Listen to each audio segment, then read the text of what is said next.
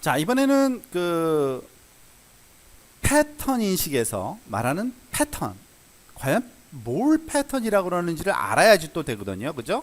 그 정의를 한번 내려보겠는데, 그 패턴을 이해하려면 사실 특징이란 단어가 먼저 이해되어야 합니다. 아마 그러니까 특징이라는 단어와 그 특징이 뭐를 의미하는지를 알고, 아, 그걸로 패턴이 구성되는구나 하는 걸 또 알게 되면 사실 패턴 인식의 대상이 점점 확실해져요. 자, 볼까요? 특징이라는 건, 그러니까 원어로는 보통 우리가 피처라고 부르는 그 용어를 한국말로는 특징이라고 우리가 번역을 해서 사용을 합니다. 피처라고 많이 설명을 하는데, 피처는 뭘 얘기하는 거냐면요, 어떤 객체가 가지고 있는 객체 고유의 분별이 가능해야 돼요. 분별 가능한 어떤 측면 또는 어떠한 질, 또는 뭐 다시 또 똑같은 용어가 쓰여져서 좀 이상한데, 캐릭터리스틱, 우리나라 말은 똑같이 또 특성이라고 부르죠. 이런 것들이에요.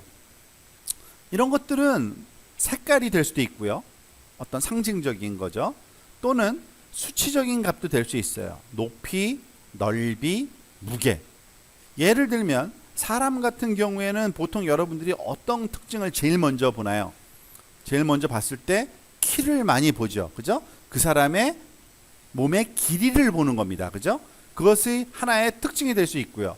그 사람이 또 몸무게가 많이 나가고 적게 나가고가 있죠. 그게 또 다른 특징이에요. 얼굴의 색깔, 밝기값, 이것도 또 특징이 될 수 있고요. 눈이 큰지 작은지, 이건 뭐예요? 눈이 보여지고 있는 면적이죠. 그죠? 이런 것들이 다 특징이 될 수 있는 겁니다. 그런 거를 우리는 보통 특징이라고 불러요. 그런데 그 특징을 가지고서 우리가 사실은 알고리즘화 시키기 위해서는 이것을 수학적으로 어떻게 표현할 수 있는지를 알아야 되는데, 그때 사용되는 개념이 바로 특징 벡터라는 개념이 필요하고요, 특징 공간이라는 개념이 필요합니다. 특징 벡터하고 특징 공간은 뭐냐면, 여러분들이 그 어떤 대상의 특징을 보통 하나만 잡아내는 경우는 드뭅니다. 그죠?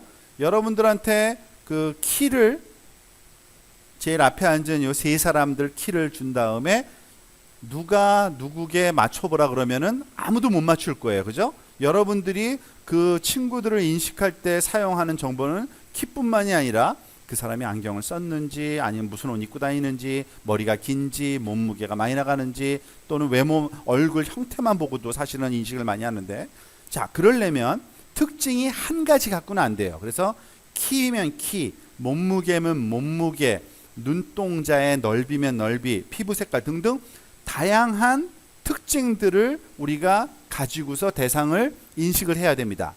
근데 그것들 다 어떻게 해요? 수치화 시킬 수 있어야 되죠. 숫자. 결국에는 컴퓨터 입장에서 보면은 그 대상의 특징들은 숫자가 여러 개가 주르륵 들어오는 게 다예요. 컴퓨터 입장에서 보면 그 숫자들을 우리가 하나 이상의 숫자는 이렇게 모아 덩어리지면 뭐라고 불러요? 선형대수학에서는 벡터라고 부르죠. 그걸 벡터. 숫자 여러 개를 모아서 이렇게 괄호에다가 딱 그러니까 이런 상자 안에 넣어주는 거를, 그죠?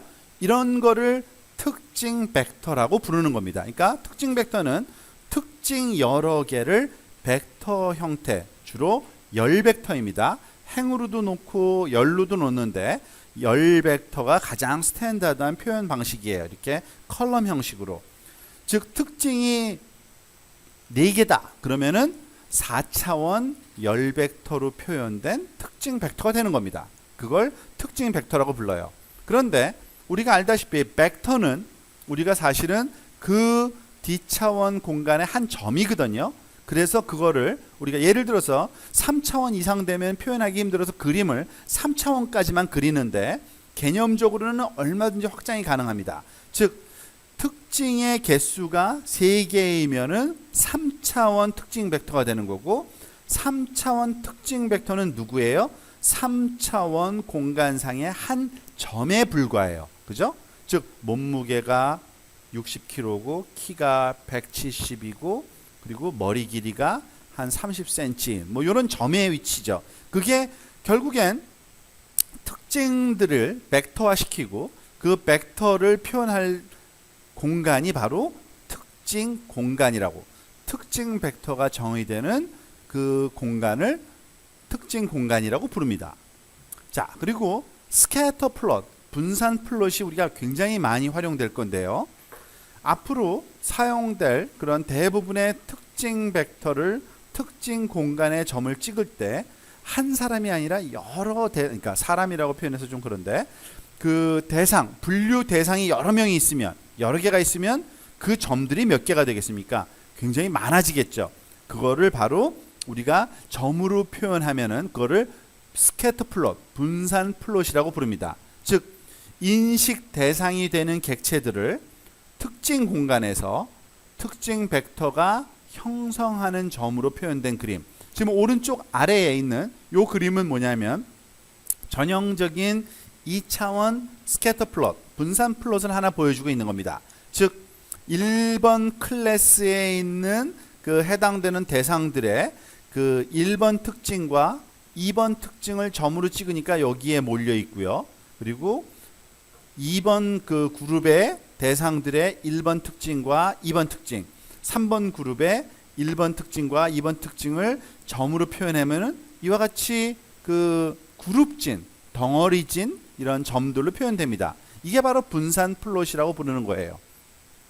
그러니까 예를 들어서 여러분들의 키와 몸무게를 이렇게 세 분류로 나누어서 우리가 점을 찍어보면 1번 그룹과 2번 그룹, 3번 그룹 이렇게 나누어질 수 있는 그런 그 상상을 할 수 있을 텐데 바로 그런 게 바로 분산 플롯이라고 하는 겁니다. 자, 그러면은 이제 특징이 뭘 말하는지 알겠고 특징 벡터, 특징 공간 뭐 이런 게 알겠는데 결국은 패턴이라는 거는 뭘 패턴이라고 하느냐? 패턴은 바로 이러한 특징들의 집합을 우리가 패턴이라고 부릅니다. 특징이 하나가 아니라 여러 개라 그랬죠. 즉 특징 벡터로 표현될 수 있는 특징들의 그런 집합체, 이런 것들을 보통 우리가 패턴이라고 부르고요. 보통 분류 작업을 할 때는 패턴은 변수 쌍으로 주어집니다. 즉 무슨 말이냐면 x와 오메가가 하나의 쌍으로 주어진다는 얘기인데 이때 x는 특징 벡터를 얘기하고요. 이 오메가, w가 아닙니다. 앞으로도 이제 많이 보게 되겠지만 패턴 인식 분야에서는 그 라벨을 그리고 클래스를 오메가라고 많이 표시해요. 그러니까 w의 그릭 레터죠. 즉 x가 어떠한 클래스에 속한다라고 라벨까지 붙인 이런 변수쌍으로 보통 패턴은 주어집니다.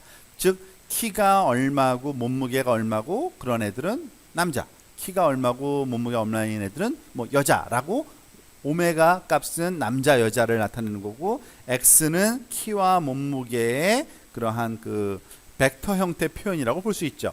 이런 것들을 패턴이라고 부르는 겁니다. 다시 얘기하면 우리가 분별이 가능한 어떤 측정치들, 그게 특징이고요. 특징들이 여러 개 모여서 덩어리져 있는 거를 우리가 패턴이라고 보시면 됩니다. 우리가 결국엔 패턴을 보고서 인식을 하는 거예요.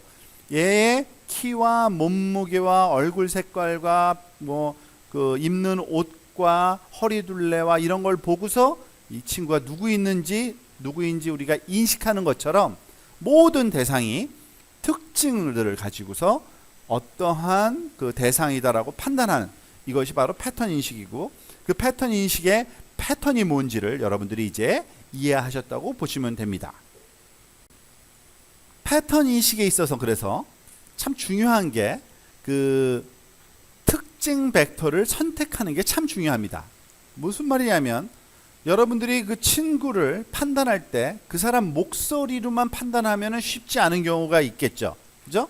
좀 판단하기 쉬운 내용, 얼굴 모양과 얼굴 뭐 눈, 코, 입, 귀의 위치가 더 쉬울 수도 있어요. 즉 어떠한 특징을 우리가 대상으로 잡느냐가 굉장히 중요해요. 그러니까 특징 벡터의 선택이 참 중요한데 특징 벡터를 잘 선택해야지만 그 사용하는 패턴 인식 알고리즘의 그 인식률에 아주 큰 결정적인 영향을 미친다고 보시면 됩니다. 그러니까 인식이 잘 되고 안 되고는 특징 벡터를 어떻게 선택하느냐가 중요하고요.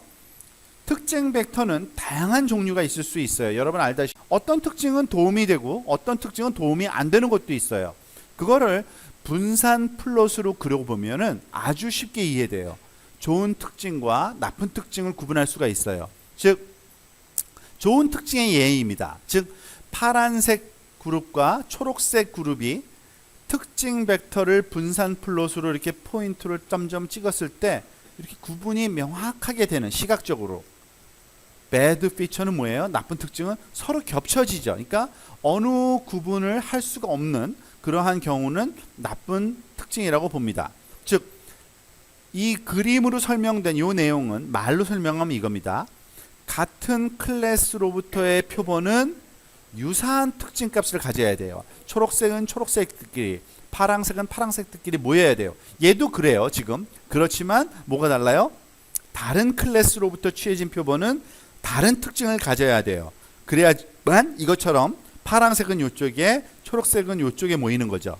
초록색과 파란색이 다 똑같은 곳에 모이면 이걸 구분하기가 힘드니까 얘는 나쁜 그 특징 선택을 했다고 우리가 판단을 하실 수 있는 겁니다. 이런 소위 패턴이죠. 특징들의 집합이 바로 패턴이라 그랬으니까, 그럼 패턴은 어떤 형태로 나타나느냐? 너무나도 다양한 패턴 종류가 있어요. 그러니까 쉬운 일이 아니죠.